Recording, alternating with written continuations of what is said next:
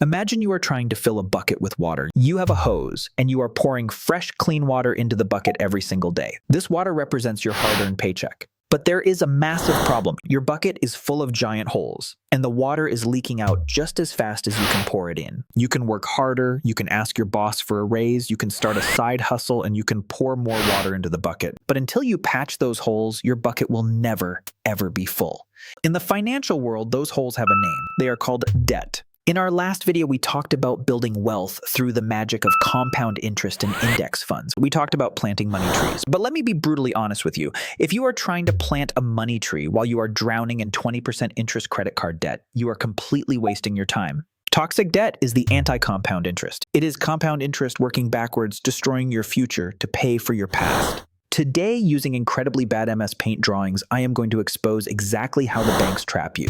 And I am going to give you the exact step-by-step mathematical blueprint to destroy your debt forever so you can finally start building real wealth. Let's start by understanding the trap. Let's look at the ultimate weapon of mass financial destruction, the credit card. Credit card companies do not want you to pay off your balance. They want you to stay in debt forever. That is how their business model works. They do this by using a psychological trick called the minimum payment. When you get your credit card bill in the mail for $5,000, they print the minimum payment, usually around $100, in bold, friendly letters. They make it look easy. They make it look manageable. But here is the brutal math they hide in the tiny print at the bottom of the page.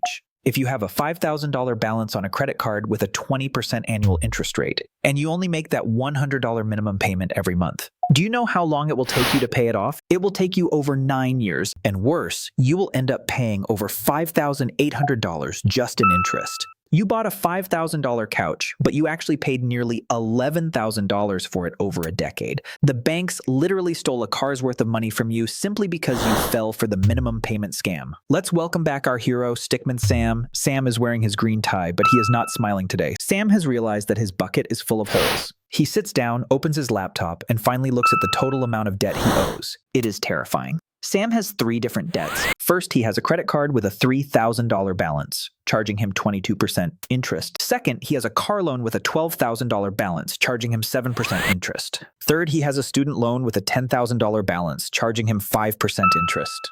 Sam is paralyzed. He has a little bit of extra cash at the end of the month, maybe $400, but he has no idea where to put it. Should he spread it evenly? Should he pay the car first? If Sam doesn't have a strategy, he is going to stay trapped in the rat race forever. Before Sam can attack his debt, he must complete step 0. Step 0 is building the shield. You see, life is completely unpredictable. Cars break down, roofs leak, medical emergencies happen.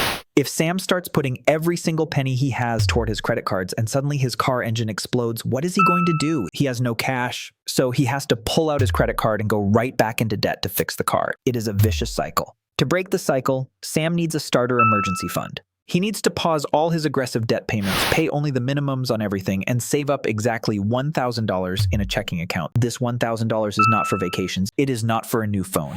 It is a financial shield. It is there to protect him from going further into debt when life inevitably punches him in the face. Once Sam has his $1,000 shield, he is ready for war. In the personal finance world, there are 2 legendary strategies to destroy debt. The first is called the debt snowball. The second is called the debt avalanche. Let's break down exactly how they work, starting with the debt snowball. The debt snowball was made famous by financial gurus who understand human psychology. This method ignores the math and focuses entirely on your brain. Here's how it works. You list all of your debts from the smallest dollar amount to the largest dollar amount, completely ignoring the interest rates. For Sam, his list looks like this. The $3,000 credit card is first. The $10,000 student loan is second. The $12,000 car loan is third. Sam continues to make the absolute minimum payments on the student loan and the car loan, but he takes all of his extra weaponized cash, that $400 a month, and he attacks the smallest debt, the credit card. Because the credit card is the smallest number, Sam is going to pay it off relatively fast. Within a few months, boom, the credit card is gone. This creates a massive psychological win. Sam's brain releases a flood of dopamine. He feels victorious. He just crossed a debt off his list forever. Now he takes the money he was paying on the credit card, plus his extra $400, and he rolls it all together like a snowball. He throws that bigger snowball at the next smallest debt, the student loan. Once the student loan is dead, the snowball is massive. He throws the giant snowball at the car loan. The debt snowball works because human beings are emotional creatures. We need quick wins to stay motivated. When you see a debt completely disappear from your life, it gives you the fuel to keep fighting. But what if you are a robot? What if you don't care about psychology and you only care about pure brutal mathematics? Then you need method number 2, the debt avalanche. The debt avalanche ignores the size of the loan and focuses entirely on the interest rate. It attacks the most mathematically toxic debt first. Here's how it works. You list all of your debts from the highest interest rate to the lowest interest rate. For Sam, the list looks like this. The credit card at 22% is first. The car loan at 7% is second. The student loan at 5% is last. Sam pays the minimums on everything else and throws every extra dollar at the 22% credit card. Why? Because that 22% interest is a massive bleeding wound. It is costing him the most amount of money every single day. By killing the highest interest debt first, the debt avalanche mathematically guarantees that you will pay the absolute least amount of interest to the banks, and you will become debt-free slightly faster than the snowball method. Once the credit card is dead, you take the avalanche of cash and attack the 7% car loan. Then finally, the 5% student loan. So which method should Sam use?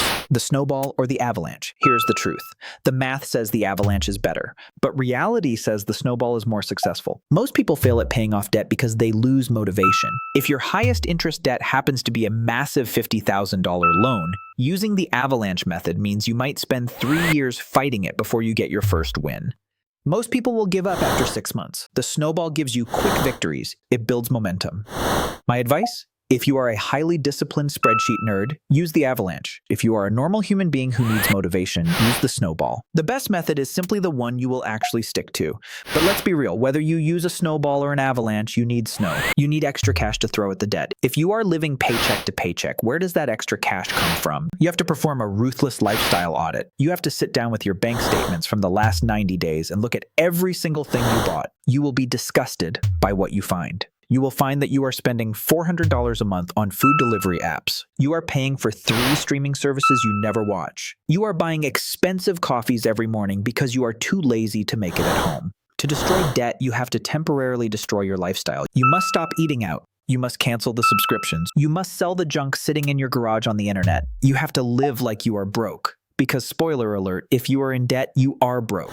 You take every single dollar you squeeze out of your lifestyle and you throw it into the snowball. Paying off debt is not fun. It is painful. It requires sacrificing your weekends and saying no to your friends when they want to go to an expensive restaurant.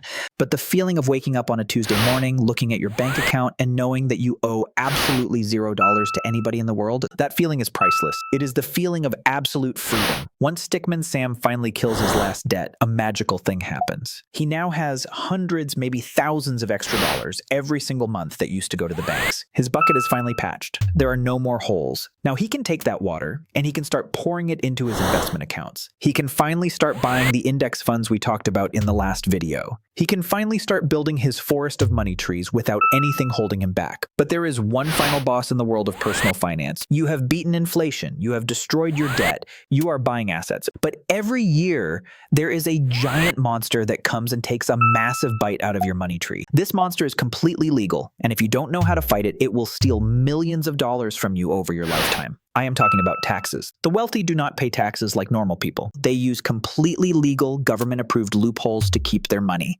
In the very next video, I am going to show you exactly how the tax system works and how you can legally shield your investments from the taxman using special accounts. You absolutely cannot afford to miss this. So hit that subscribe button, keep your green tie straight, stay out of debt, and I will see you in the next breakdown.